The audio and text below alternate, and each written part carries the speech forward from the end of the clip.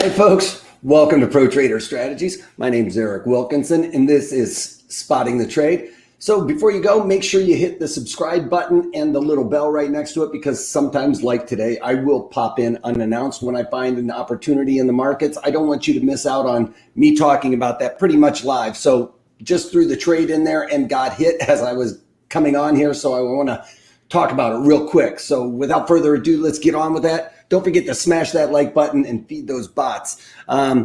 Let's talk about the data across the pond. Not a whole lot other than retail sales coming out of Great Britain. Now, we've been seeing these numbers come in pretty good. The retail sales not out of Great Britain coming in at negative 0.9%, expected to be a positive 0.5%. And then we move down to the United States. We've got the consumer sentiment out of the University of Michigan. Now, we've been seeing this slide. It was up in the hundreds for quite some time, and it continues to downtick. 71, it was expected to be almost 72. So not an uptick really in sight since March of 2020. So consumer sentiment starting to wane. What is causing that? Probably the Delta variant talk around the markets and the capital gains tax everybody's talking about right now. That's becoming one of the head issues in the House, the Senate, depending on how much they're going to raise this capital gains tax. Some of them went 39%. I think the House wants 25%. What the date is that they're going to retroactively do that. So that's going to be causing a little angst as well. Crude oil coming off. We did get a bit of a topping pattern here. It is confirmed. Now, I wasn't expecting us to stay up in these 70s. I wasn't even really believing that we would trade up into that area, especially with the data we were seeing previously. The manufacturing numbers not coming in so great. We're not seeing a lot of travel going on. So that would be headwinds for crude oil. But it was busting that trend and moving higher. We're starting to see some weakness there.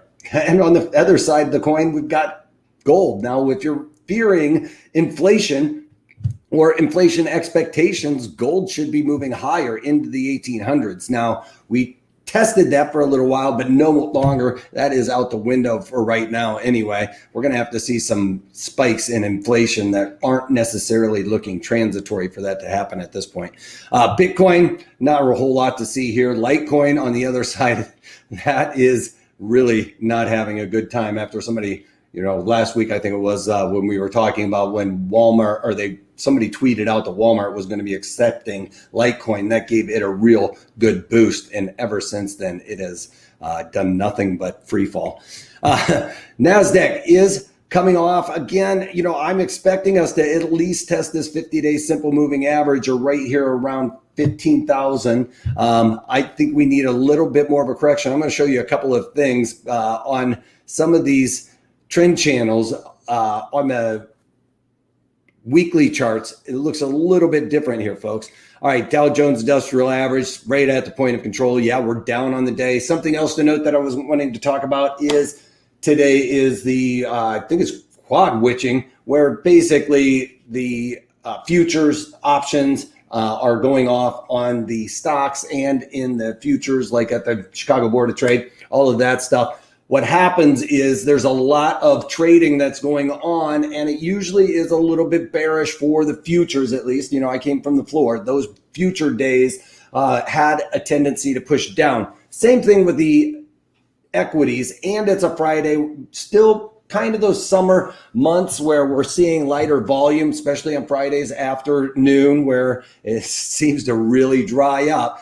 That's where we see some weakness come into the market. So I wouldn't be surprised to see some weakness. I'm not talking down 1,000 points in the Dow or anything, but down, a couple of hundred points wouldn't be a major surprise on a day like today, where you have the triple or the quad witching and and all of the other headwinds that we were talking about with capital gains and Friday's lack of volume. That's going to be some weakness. Now, E-mini S&Ps, when I started coming on here, we were piercing below this 50-day simple moving average. Now, I discounted the 50-day simple moving average over there in the Dow Jones because it lines up with what we call the point of control. That's where the most time and volume has been spent. So if we peel below this 50-day simple moving average in the E-mini S&Ps, that has more of a correction imminent than I would say necessarily for the Dow Jones. All right.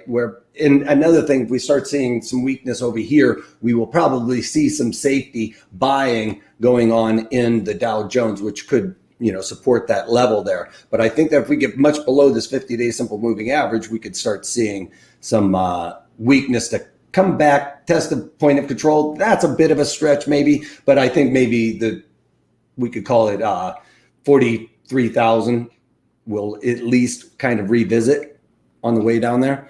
You can see weakness across the board on the open here. And with all of the options expiring, I would expect to see maybe what we would call a dead cat bounce here heading into the early afternoon, but later on in the day, that's what I'm talking about, into the close. That's where those positions will start getting shored up, and you could start seeing some pressure to the downside in equities.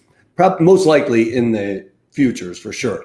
All right, so Tesla is one of these trades that I was talking about yesterday in the webinar. All right, and we were talking about how you can take advantage of a pop or a drop. Is Tesla going to move higher or lower? Right now, I don't know. And one of the things that Tesla has a tendency to do is when it makes a move, it has a slow, really small period of consolidation, and then we start getting charts. I forgot to move my thing. Here we go, charts. Shal, thank you. Charts, Tesla, this was the trade that I was talking about yesterday. I don't know, Shal, were you there at the webinar where we were talking about putting on a long iron condor around Tesla? Now, I ended up opting to go with the SPY trade that I use as an example in the webinar for today. Why? Because I'm overall bearish right now in my portfolio. And thanks, Shal, I appreciate it, throwing it out there. I thought I clicked on that a minute ago. Anyway, with this, breaking below that 50-day simple moving average there could get us to make that drop happen that I talked about in the webinar. But if we break higher here and move back into this trend channel, we could easily test the highs here in SPY. So I've got a couple of things going on here. My portfolio is overall bearish. All right, I want to add more bearish trades to my portfolio and a hedge to the upside. So with that, I can use the long iron condor because I have really low volatility, especially coming into today. The volatility was coming out. Now, with this move, we're starting to see some volatility upticking. And I talked about that in the webinar. That's exactly what we want to happen. Volatility affects further duration options. We had low volatility. That leads us towards buying, right? If we want that volatility to expand, we want to go further out in time and take advantage of that volatility expansion if it happens. And that limits our theta decay if we're further out in time. I talked about those time frames we want to do in that video as well. So please check that out. Go to Pro Trader Strategies, get the video. I go into detail that I can't really go into in 10, 15 minutes in these videos. So please check that out. Also, make sure you smash that like button before you go because it sends those bots out there to find somebody that looks like you. So feed those bots by smashing that like button. And don't forget to hit the subscribe button. I came in a little bit early today because I wanted to talk about this trade relatively live about all the things I was thinking about in my portfolio. So let's get on with it. In this, we have low volatility. Again, I'm just kind of rehashing this. We have low volatility. If we can see down here, I'll pull up my pen. I'll get this all set up. We'll just start marking up everything if it wants to work. Hold on. There we go. So one of the things we can talk about is that 50-day simple moving average. And I've been saying recently that if we kind of break down below this level, this 50-day simple moving average here, we're going to be looking to want to revisit what we call the point of control. Now, the point of control is where the time and volume has been spent. That acts as a magnet for markets when you get overextended to the upside or overextended to the downside. So we can say it's wanting to draw it down there because that's where the overall market perceives value. All right. So when you get over to the upside, then people are perceiving that as expensive. And when you get too far to the downside, you start thinking, okay, these things are pretty cheap. So if we start breaking to the downside towards that point of control, I want to take advantage of it. My overall thesis is bearish right now, at least in the next few months.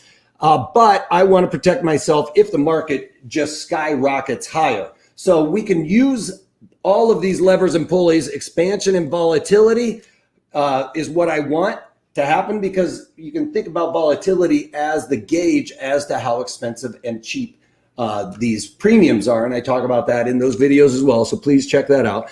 So we determined that we had pretty cheap premiums in SPY. It has spiked, so it's starting to get expensive already. This position's already looking better since I put it on. So without further ado, I went further in time. So going out into the Ds, I think it's like 90 some days to expiration. The December contract, now you can think of it as I'm basically doing a long call spread and a short put, or a long call spread and a long put spread, and smashing them together. Okay.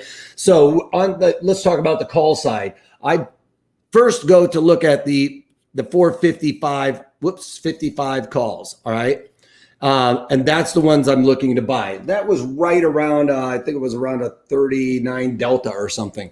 And then I but I basically am selling a call against it to lower my overall cost of this trade. And with that, I ended up going up to the 475s, basically trying to build this strategy so that I'm risking one to make one. Okay.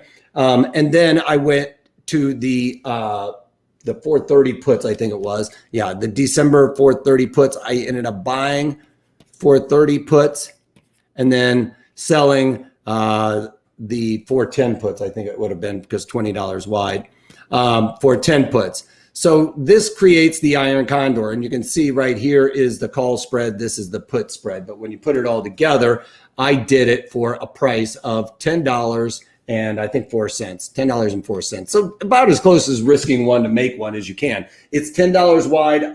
I paid $10 for it. You know, if I would have just done the long strangle on this, I would have been paying twice as much. So the fact of the matter is I'm looking at it like, if we go up, if we break higher, I think we'll at least go and test that all-time high. That is where my 455 calls are, right? So usually what we would see in a bounce, if it starts going up, is maybe up at around that area. So that's kind of around that 475 area. That would be a pretty big move.